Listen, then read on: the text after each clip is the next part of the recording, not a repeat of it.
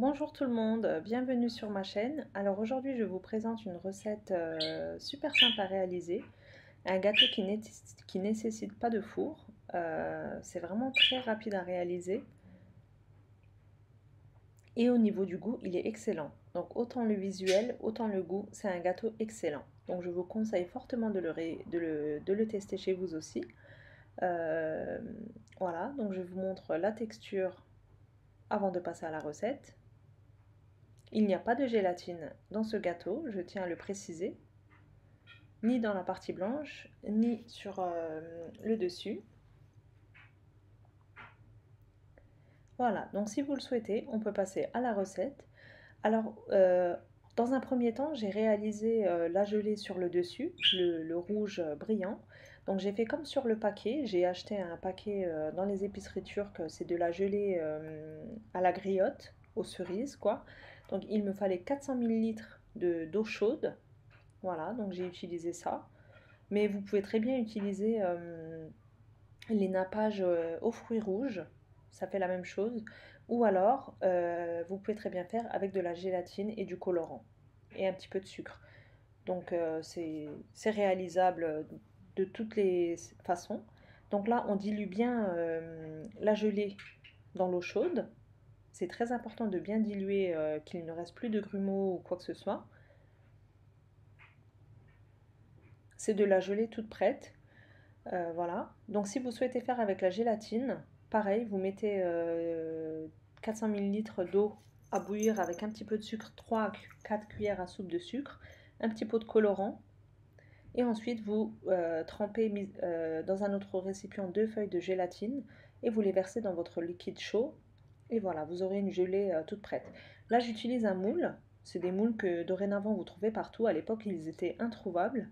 Moi, à l'époque, je l'avais acheté chez Tupperware, mais maintenant, vous en trouvez dans tous les supermarchés quasiment, dans les rayons des moules à pâtisserie. Voilà, donc je l'ai passé sous l'eau, mon moule, pour que le démoulage soit facile. J'ai versé mon liquide, mais cette étape n'a pas été filmée par ma caméra, donc je suis désolée. J'ai laissé reposer environ 40 minutes et comme vous voyez, ma gelée a pris. Je ne l'ai même pas mis au frigo. Donc là maintenant, une fois que ma gelée a pris, je peux commencer à faire la crème sur le dessus. Pour cela, j'utilise un verre de sucre, c'est-à-dire 220 grammes. Ensuite, j'ai mes petits verres, comme vous le voyez, qui mesurent 125 millilitres. J'essaierai de trouver la quantité en grammes pour vous mettre en barre d'infos. Donc j'ai un petit verre de farine et un autre petit verre de maïzena. C'est de la fécule de maïs. Je mélange les produits secs entre eux. Et ensuite, maintenant, je verse mon lait progressivement. Et ça, c'est une étape aussi assez importante pour la réussite de votre crème. Ne pas verser la crème, le lait en une seule fois, donc bien remuer entre-temps pour éviter qu'il y ait des grumeaux. Cette étape va vous faciliter la tâche à la cuisson, donc ça va vous garantir de ne pas avoir de grumeaux. Voilà, une fois que j'ai fait cela, je peux rajouter le restant de mon lait. Voilà,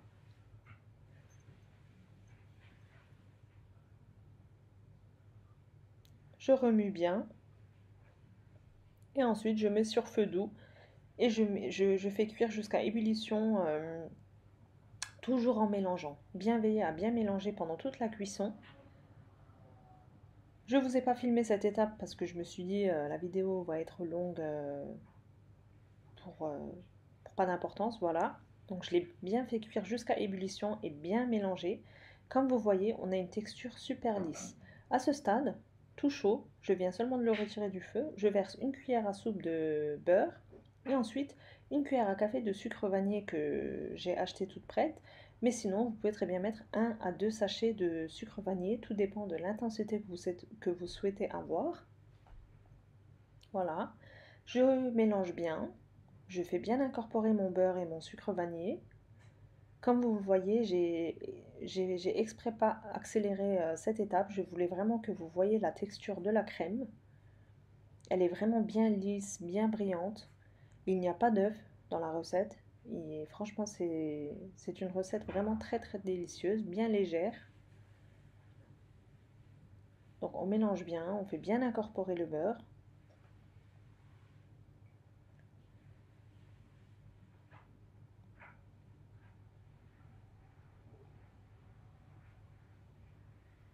D'ailleurs, dites-moi ce que vous aurez pensé de cette recette, si c'est une recette que vous connaissez déjà ou si c'est la première fois que vous la voyez. Donc, j'ai hâte de voir vos commentaires. Voilà. Donc maintenant, je vais vous montrer la texture de la crème de plus près. Regardez-moi ça comme elle est belle. Elle est vraiment magnifique. Voilà, donc là maintenant je reprends mon moule avec la gelée et je verse délicatement ma crème sur le dessus. Donc tout en la versant, moi j'ai vérifié si ma caméra filmait, donc j'ai légèrement débordé sur les bords, mais c'est pas grave, j'ai rattrapé le coup après à la fin. Voilà, bien verser délicatement sur le dessus. Voilà. Je verse toute ma crème, j'égalise la surface et ensuite je le ferme avec son couvercle.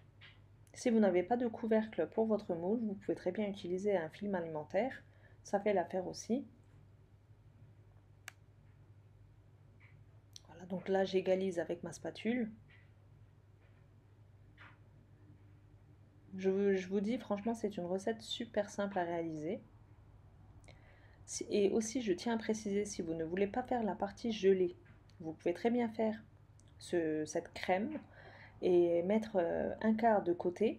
Vous rajoutez du chocolat dedans, ça va fondre avec la chaleur de la crème. Vous pouvez mettre dans le fond votre crème au chocolat et par-dessus, vous attendez 10-15 minutes et par-dessus, vous versez votre crème blanche. Là, vous aurez un gâteau chocolat et vanille en fait. C'est une recette que vous pouvez varier vraiment selon vos goûts. Vous pouvez très bien verser des fruits dans le fond de la gelée aussi, c'est faisable aussi. Donc moi j'ai laissé mon gâteau une nuit au frigo, mais même 2 heures c'est suffisant. Moi je l'avais fait pour le lendemain, donc j'ai laissé une nuit et là vous voyez le résultat, il s'est démoulé tout seul. Bien veiller à mouiller votre moule avant de verser votre préparation, c'est grâce à ça que ça ne va pas accrocher. Voilà, de plus près. La luminosité n'était pas top ce jour-là, donc il faisait très gris dehors. J'essaye de faire au mieux pour vous montrer le visuel. J'espère que ça vous a plu. J'ai vraiment hâte de voir vos avis concernant cette recette.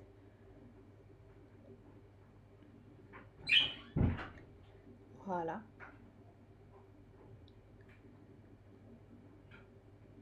Et là, on peut passer à la découpe. Je vais vous montrer de plus près la texture. Je l'ai décoré juste avec quelques feuilles de menthe et des griottes confites. Mais la déco, c'est selon vos goûts. Même tout simple, tout seul, je trouve qu'il est vraiment très joli. Il a vraiment un joli côté visuel. Enfin, d'après moi, j'espère que vous pensez pareil. D'ailleurs, si vous n'êtes toujours pas abonné à ma chaîne, n'hésitez pas à le faire. Aussi à activer la petite cloche pour recevoir les notifications dès que je publie des nouvelles recettes. Comme ça, vous ne les louperez jamais. Voilà, je fais des belles tranches. Comme vous le voyez, la découpe, elle est magnifique, super simple. Et là, je vous sors une part pour que vous voyez de plus près. Notre crème aussi, elle a bien pris au frigo, malgré qu'il n'y a pas de gélatine dans la crème. C'est grâce à la farine et à la maïzena qu'elle se tient comme ceci. Malgré qu'elle est compacte, elle est très légère et elle fond en bouche. En fait, la crème, elle est vraiment très délicieuse. Voilà, là, je vais essayer de vous montrer de plus près, mais comme je vous dis, la luminosité n'était pas au top.